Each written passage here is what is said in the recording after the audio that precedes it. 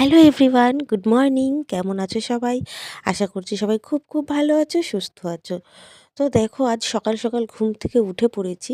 তো শীতের এই ঠান্ডা ঠান্ডা দিনে কারা কারা সকাল সকাল ঘুম থেকে ওঠো, অবশ্যই কিন্তু কমেন্ট করে জানিও। এই যে নতুন বছর পড়েছে, সবাই কি সুন্দর ঘুরতে যাচ্ছে, আর আমি কিন্তু আমার ঘোরা মানে বাবুকে নিয়ে ওই নিচতলা ওপরতলা রান্নাঘর এই করে করেই আমার ঘোরা হয়ে যাচ্ছে। কবে যে একটু বেরোবো জানি না। তো যাই হোক, তো ব্রাশ করে নিচ্ছি, এখন ব্রাশটা করে একটু চা বানাবো। আজকে আবার হাজবেন্ডের ছুটি আছে। অন্যান্য দিন চা বানানোর প্রতি এত ন্যাক থাকে না, একা একা থাকি তো চা খেতে ঠিক ভালো লাগে না। হাজবেন্ড থাকলে তো দুজনে সে মানে চা জিনিসটাই এমন, একা ঠিক খেতে ইচ্ছা করে না, তাই না? তো তাই জন্যই কিন্তু আজকে চাটা বানিয়ে নিলাম। অন্যান্য দিন কিন্তু আমি খুব একটা চাটা বানাই না, যেদিন হাজবেন্ড থাকে সেদিনই বানাই।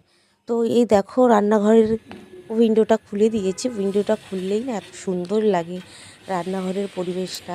তো ওই বাইরের আরও নারকেল গাছটার জন্য যেন আরও বেশি সুন্দর লাগে।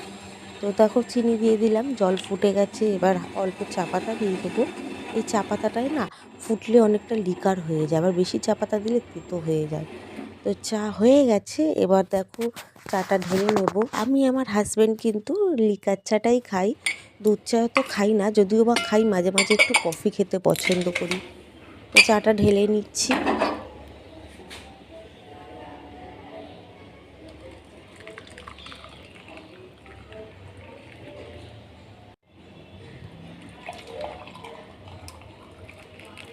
দুটো কাপেই চা ঢেলে নিয়েছি, একটা কাপ তোমাদের দাদার, একটা কাপ আমার।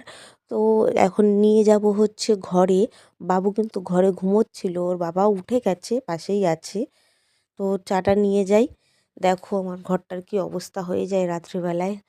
হ্যাঁ, তো যাই হোক, আর ছাদের ঘরে এত ঠান্ডা থাকে তো মশারির ওপর, তার জন্য কিন্তু ওই যে চাদর চা দিয়ে রেডি। দিতে হয়, তাহলে আর ঠান্ডাটা লাগে না।